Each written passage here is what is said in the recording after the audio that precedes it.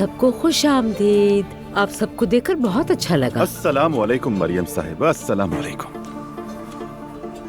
माफी चाहती हूँ आप सबसे, मेरी तबीयत थोड़ी नासाज थी, इसीलिए नीचे आने में देर हो गई। ये तो अच्छी बात है, सब अपनी जगह पे पहले से बैठे हुए हैं। मैं ऐसा करती हूँ कि अब्दुल्ला की कुर्सी पे बैठ जाती हूँ। जानते हैं ना, अब वो एलिफ के साथ रहते हैं।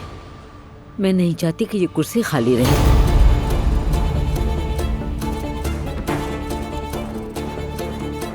हयात।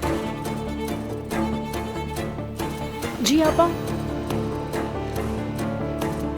देखो यहाँ नमकदानी नहीं रखी, मेरे लिए एक प्लेट भी ले आओ तुम। ठीक है आपा।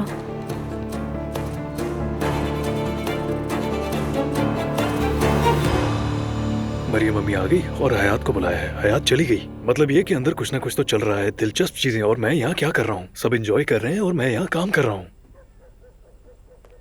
आज मुझे तुम्हारी मदद चाहिए होगी जुलकर। ठीक है, मैं अभी करता हूँ।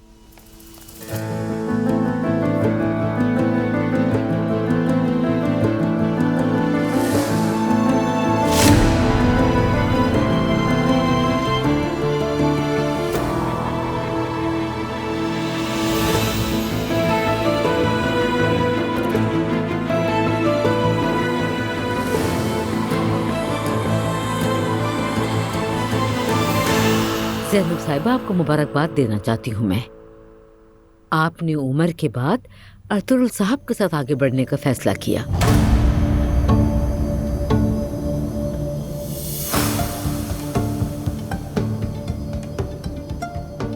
माशाअल्लाह, हमेशा कामयाब इंसान को चुनती हैं आप तो।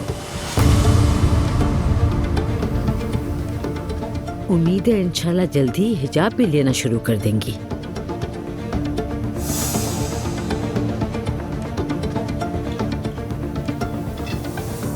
आपकी नेक ख्वाहिशात का बहुत बहुत शुक्रिया।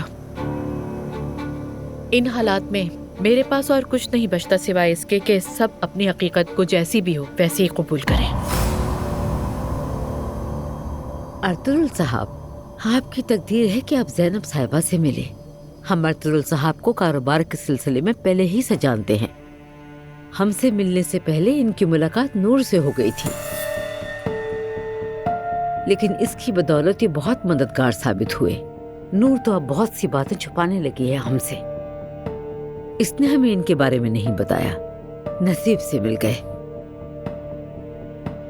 कुछ समझी नहीं, आप कहना क्या चाह रही हैं? अरतुल साहब ने मेरा आर्टवर्क खरीदा था, मेरा ख्याल है अम्मी उसी के बारे में बात कर रही हैं। मैंने इनकी बेटी महर की मंगनी के लिए खास फनपारा भी बनाया था। इनकी मेहरबानी, ये मुझे उस्मान हमदी साहब की नुमाइश पर ले गए थे। असल में मेरी नूर से मुलाकात बहुत इत्तेफाकिया हुई। एक गैलरी थी जहां मैं इनसे मिला था। उस गैलरी में मैं काम करता था और वहां आने वाले नए आर्टिस्ट्स को मैं तजवीज़ करता था। वहां इन्होंने अपने फनपारे मुतारिफ कराए जो कि मुझे बहुत पसंद आए और मैंने उन्हें खरीदना चाहा, तख्लीककार से मिलना चाहा। बस यूं हमारी मुलाकात हुई। हाँ, मुझे याद है अच्छी तरह। नूर वाकई उस वक्त बहुत पुरजोश थी और वो बहुत खूबसूरत वक्त था इसके लिए।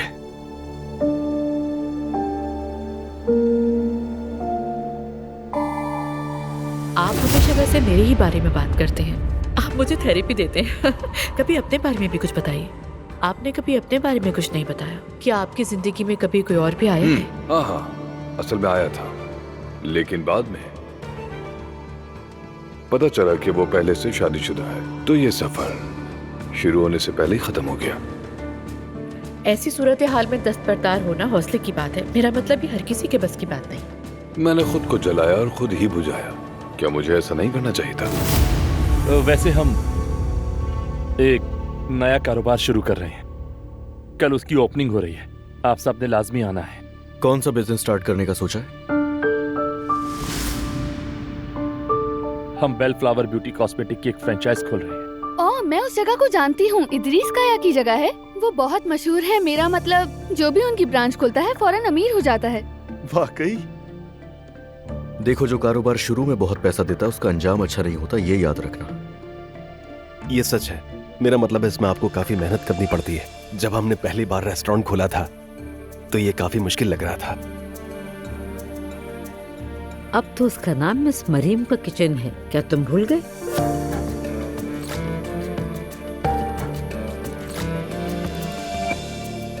मैं इस बात पर अजलान से बिल्कुल मुत्तफिक हूँ। मसलन एक बैंक के साथ मैं अरसे से काम करता रहा। अभी उनका रिसेंटली फोन आया और उन्होंने खुफिया फंड्स की पेशकश की। क्या कहा? खुफिया फंड्स? वो क्या है? मेरा मतलब है मैंने इसके बारे में बहुत सुना है, मैं बस जानना चाह रहा था। वो लोग जो नेटवर्किंग में अच्छे होते हैं, फिर वो कुछ मशहूर लोगों को अपने साथ शामिल कर लेते हैं। फिर वो एक फंड बनाते हैं, लेकिन वो खुफिया फंड होता है और उनकी वाहिद जमानत उनका वादा और वो लोग होते हैं जो उनके पीछे होते हैं। आप अपना पैसा उस फंड में देते हैं बगैर किसी रस्मी कार्रवाई के। बज़ाहिर तो वो इस पैसे को संभाल लेते हैं, और कुछ लोग इस मामले में फंस जाते हैं। ऐसा ही है।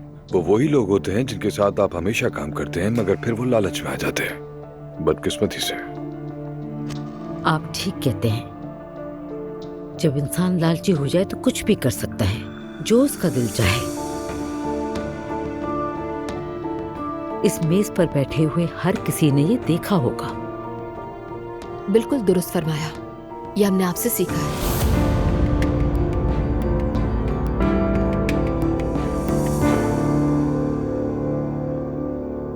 जिमल, क्या तुम्हें अंदाजा है हम लोग इस मजाक के बिल्कुल असली वर्जन की तरह हैं।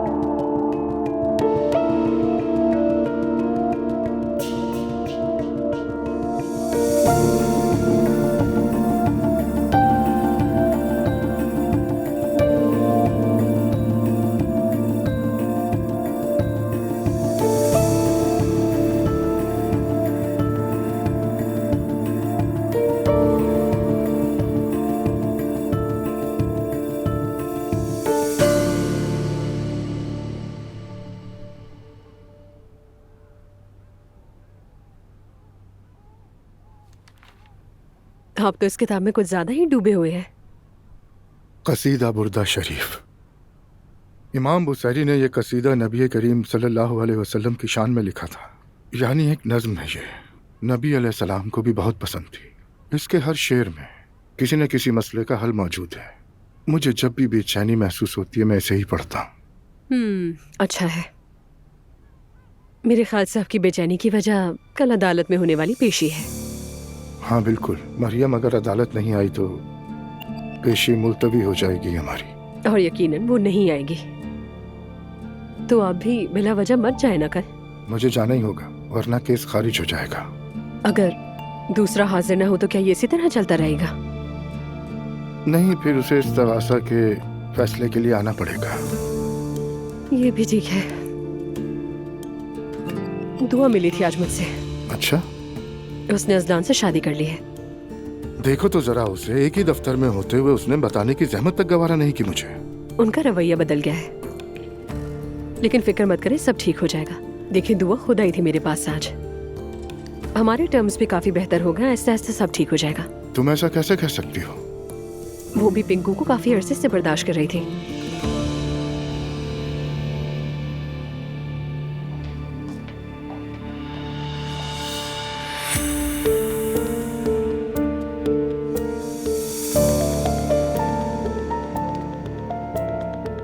सेजल,